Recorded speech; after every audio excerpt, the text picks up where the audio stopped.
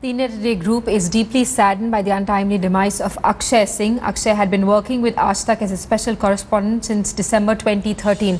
Akshay died in the Jhabua district of Madhya Pradesh this afternoon. Akshay worked with the special investigation team of Aaj Tak. He was an enterprising journalist who had many hard-hitting investigations to his credit. He had been on an assignment in Madhya Pradesh investigating the Vyapam scam for the last 4 days. The cause of his sudden demise is still not clear. The statement issued by the India Today group says, and I quote, "We mourn the death of our valued colleague. Our thoughts and prayers are with Akshay's family. We hope that doctors and law enforcement agencies are able to establish the cause of Akshay's death." Let's get a word from TV Today's managing editor Rahul Kawal, who's with us live from our newsroom this evening. Rahul, a tragic and sudden death. What more details can you add? पिछले 4 दिन से हमारे सहयोगी अक्षय, जो कि हमारी special investigation team में काम करते हैं, वो व्यापम घोटाले की तहकीकात कर रहे थे मध्य प्रदेश में। उन्होंने अपनी पड़ताल ग्वालियर से शुरू की। ग्वालियर के बाद वो इंदौर गए और आज सुबह वो झबुआ गए। झबुआ वो डिस्ट्रिक्ट है जो कि गुजरात और मध्य प्रदेश की सीमा पर पड़ता है, और वहाँ पर उन्होंने एक ऐसे सज्जन से बातचीत की जिनकी बेटी बड़ी ही संदिग्ध परिस्थिति में उज्जैन में एक रेलवे ट्रैक पर मृत पाई गई थी। तो उस मामले की वो तहकीकात कर रहे थे। उनके पिताजी से उनकी बातचीत चल रही थी, जो उनके दस्तावेज़ थे उनकी फ़ोटोकॉपी करके उनसे उनकी बात हो रही थी। तब उन्होंने चाय पी, कुछ पानी पिया, और जैसे ही इंटरव्यू की तैयारी वो करने लगे उस वक्त वो खांसने लग गए और फ़ौरन वो बीमार पड़ गए। जैसे ही उनको झबुआ के अस्पताल में ले जाया गया, वहाँ पर पता चला कि उनकी मौत हो गई, और इस बात को लेकर हम लोग सब बहुत शोक में हैं। वहाँ पर जो मेडिकल फैसिलिटीज़ थी वो अच्छी नहीं थी, इस वजह से हमने फ़ौरन उनको झबुआ से दाहोड़ भेजा। दाहोड़ गुजरात में पड़ता है, वहाँ पर इस वक्त उनका पोस्टमार्टम चल रहा है, और हमें बताया जा रहा है कि इन कैमरा पोस्टमार्टम हो रहा है। वहाँ पर डॉक्टरों की टीम है जो कि इस पोस्टमार्टम पर नज़र डाली हुई है, और हम सब इंतज़ार कर रहे हैं जानने के लिए कि आखिरकार हमारे सहयोगी की मौत की वजह क्या है। All right, so Rahul Kawal, they're telling us that Akshay's postmortem is underway.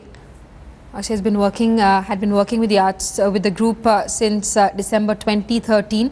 He died in Jhabua district of Madhya Pradesh this afternoon. Akshay worked with the special investigation team of Aaj Tak. He was an enterprising journalist who had many hard-hitting investigations to his credit. He'd been on an assignment in Madhya Pradesh investigating the Vyapam scam for the last 4 days. The cause of his sudden demise is still not clear, and as Rahul was pointing out, he was setting up an interview for this investigation that he was carrying out in Madhya Pradesh for the Vyapam scam, during which he suddenly fell ill and collapsed. He was rushed to a nearby hospital, but he was declared dead on arrival. The statement issued by the India Today group says, "We mourn the death of our valued colleague. Our thoughts and prayers are with Akshay's family. We hope that doctors and law enforcement agencies are able to establish the cause of Akshay's death." We're obviously quite shaken by Akshay's sudden demise. He was in Madhya Pradesh carrying out an investigation on the Vyapam scandal. In fact, as Rahul Kawal was reporting, Akshay was setting up an interview. He was meeting with a person whose daughter had passed away under mysterious circumstances. This was an individual who also reportedly knew some details about the Vyapam scam. Akshay, remember, had been in Madhya Pradesh for the last 4 days. He was interviewing people there. Like Madhya Pradesh Chief Minister Shivraj Singh Chauhan is speaking to our sister channel Aaj Tak. Let's cross live. Dahod की तरफ वो लेके गए और रास्ते में ही उनका स्वर्गवास हो गया, और हमें उस समय सूचना मिली। बहुत दुखद है, दुर्भाग्यपूर्ण है। अभी दाहोद में उनका पोस्टमार्टम हो रहा है। पोस्टमार्टम भी डॉक्टर्स की टीम कर रही है, एक डॉक्टर नहीं, डॉक्टर की पूरी टीम कर रही है, इन कैमरा कर रही है, उसकी वीडियोग्राफी हो रही है, और पोस्टमार्टम की रिपोर्ट आने के बाद और कैसे उनका स्वर्गवास हुआ ये पता चल सकेगा। लेकिन मैं तो इस समय इतनी कह सकता हूँ कि मैं बहुत दुखी हूँ। मध्य प्रदेश में ये ऐसी घटना हुई है। शिवराज जी, हमारे साथी अक्षय की हत्या ऐसे टाइम पे हुई, मौत ऐसे टाइम पर हुई जब वो व्यापम स्कैम की तहकीकात कर रहे थे और एक ऐसे सज्जन के परिवार वालों से मिल रहे थे जिनकी मौत बेहद संदिग्ध परिस्थिति में हुई। सवाल लाजमी तौर पे उठता है कि 44 मौतें इससे पहले अलग अलग परिस्थितियों में हो चुकी है और एक बार फिर जब व्यापम स्कैम की ही तहकीकात करने एक पत्रकार मध्य प्रदेश पहुंचता है तब ऐसा होता है।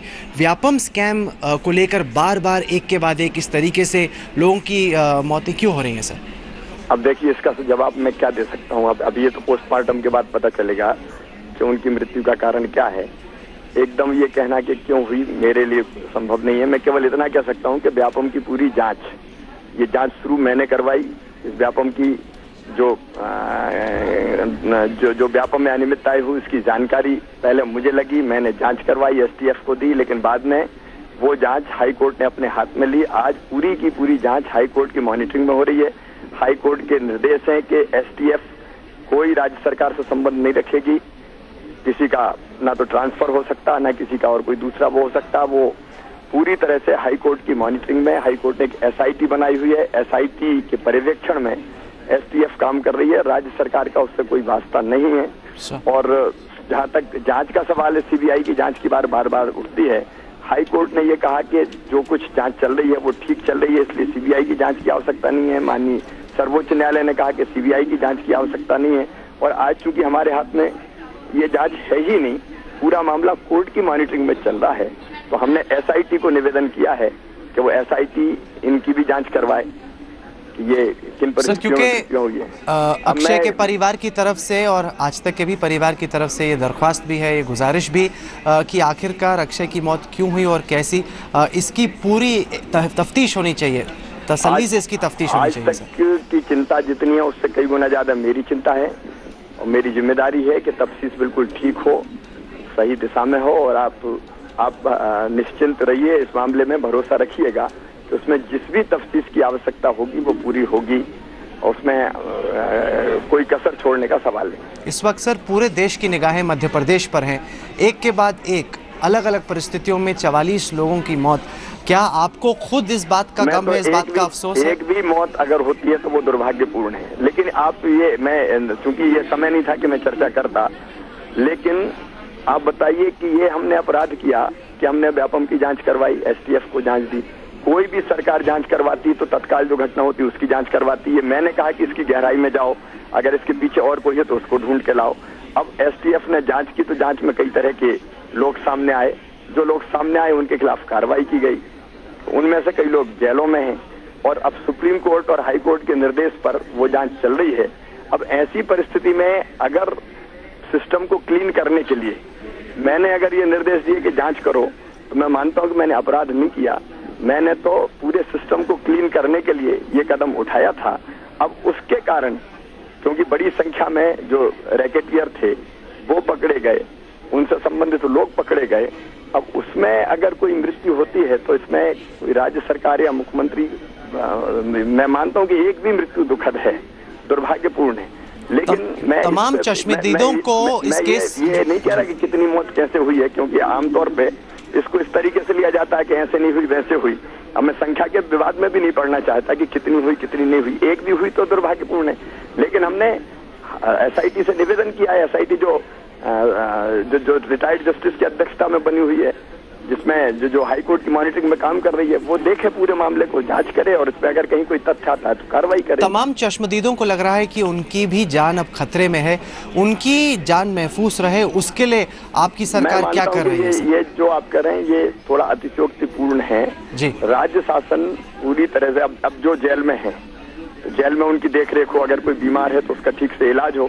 अब ये हाई कोर्ट की देखरेख हो रहा है, हाई कोर्ट से भी निवेदन करेंगे कि वैसी व्यवस्था करें। अब जेल में जो है उनका इलाज कई बार प्राइवेट अस्पताल में नहीं होता, उनको सरकारी अस्पताल में जाना पड़ता है। तो हम जो भी हो सकता है इस संबंध में माननीय हाई कोर्ट से निवेदन करेंगे कि वो उपयुक्त और आवश्यक व्यवस्थाएं करें। जिनको सुरक्षा देने का सवाल है सुरक्षा देंगे, क्योंकि एक भी परिजन ने अभी के पहले कभी ये शिकायत नहीं की कि कोई अननेचुरल डेथ हुई है। और इसलिए आज तक जब तक ये मीडिया में मामला पूरी तरह से पिछले 4-6 दिन में नहीं आया था, तब तक एक भी बात ऐसी नहीं आई थी कि कोई परिवार आके कहता है कि संदेहास्पद परिस्थितियों में मृत्यु हुई है। जो हुई, जिन परिस्थितियों में हुई, वो सबके सामने थी। लेकिन मैं मानता हूं कि एक अच्छे मन से अगर किसी मुख्यमंत्री ने काम करके घोटाले को पकड़ा और उसमें पीछे तक जाने का कि जब तक जो कुछ हो सबके खिलाफ कार्रवाई होनी चाहिए, वो किया तो वो तो अच्छे के लिए किया था। जी, आप कह रहे हैं कि किसी भी परिवार वाले ने अब तक ये नहीं कहा कि मैं ये कह रहा हूं कि जब तक संदिग्ध परिस्थिति में हूं। मैं आपको मुख्यमंत्री महोदय बताना चाहूंगा कि नम्रता दामोर जो कि मेघनगर की, मैं विनम्रता के साथ निवेदन कर रहा हूं, मेरे शब्दों पे आप ध्यान दीजिए। ये मैं अभी टीवी पे इसलिए नहीं आया था कि पूरी हम लोग बहस करें, मैं फोन पे ही हूं अभी।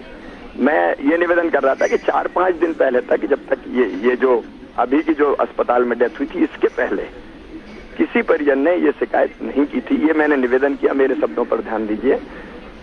ये मेरा निवेदन नहीं, मैं कह रहा था कि यही वाली महिला जिसका मैं नाम ले रहा था, मेघनगर की निवासी, वो उज्जैन में रेल की पटरी पर मृत पाई गई। 28 साल के लड़के का किडनी फेलियर हो जाता है। इतनी सारी अलग अलग मिस्टीरियस डेथ्स, क्या ये आपको नहीं लगता कि कहीं ना कहीं ये खुद में एक सवाल खड़ा करती हैं? बार बार आपसे सवाल मुख्यमंत्री ये पूछा जाता है कि आप सीबीआई को जांच क्यों नहीं सौंप देते?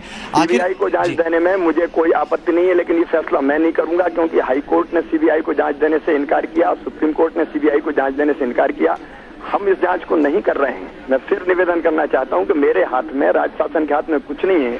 जो कुछ कर रहे हैं माननीय हाई कोर्ट कर रहे हैं, और सुप्रीम कोर्ट के पास जो लोग हैं, सुप्रीम कोर्ट ने बात कही है। हाई कोर्ट, सुप्रीम कोर्ट चाहे सीबीआई को जांच दें, हमें कोई आपत्ति नहीं है, लेकिन हम ये फैसला नहीं ले सकते, क्योंकि पूरी, अब हम अगर आज कहें कि सीबीआई तो हम सीबीआई की जांच करो, तो हाई कोर्ट और सुप्रीम कोर्ट उसको नकार चुके हैं।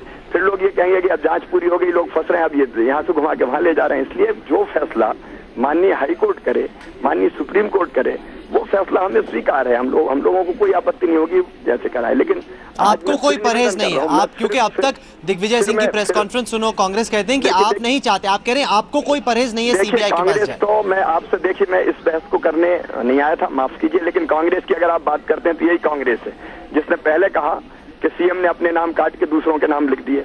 इनने मेरे परिवार पे हमले किए कि परिवार ने ये कर दिया। जितने आरोप आज तक कांग्रेस ने लगाए, सारे के सारे असत्य साबित हुए, और कांग्रेस का कष्ट ही है कि 10 साल इसको मुख्यमंत्री बने हो गए, कहीं कटघरे में खड़ा नहीं पा रहे, एक के बाद एक आरोप लगाए। आप आज तक के रिकॉर्ड को भी उठा के देखिए। इनने कहा था कि सीएम ने अपना नाम काट के कई जगह दूसरे नाम लिख दिए, वो असत्य हो गया। डॉक्यूमेंट फोर्स थे, उसके पहले मेरे परिवार का नाम लिया, वो असत्य था। उसके पहले और कहा कि नहीं, वो परिवहन में कोई भर्ती हो गई, वो असत्य निकला। जितनी चीजें आज तक कांग्रेस ने की है, सब झूठ निकली है, एक के बाद एक असत्य निकली है। जब एक चीज असत्य सिद्ध हो जाती है तो दूसरी बात करने लगते हैं, फिर तीसरी करने लगते हैं, फिर चौथी करने लगते हैं। और मेरी तकलीफ ये है कि मैं ये मानता हूं कि हमारे बाकी भी मीडिया के मित्र उनकी बातों पर ज्यादा ध्यान देते हैं। एक के बाद एक चीज आप उठा के देखिए ना, कितने आरोप लगाए उन्होंने और कैसे कैसे असत्य सिद्ध होते चले गए। इसलिए कांग्रेस का कष्ट अलग तरह का है, लेकिन हमारी जो चिंता है वो अलग तरह की है कि एक भी मृत्यु होती तो दुर्भाग्यपूर्ण है। जो परिस्थिति मैंने आपके सामने रखी है।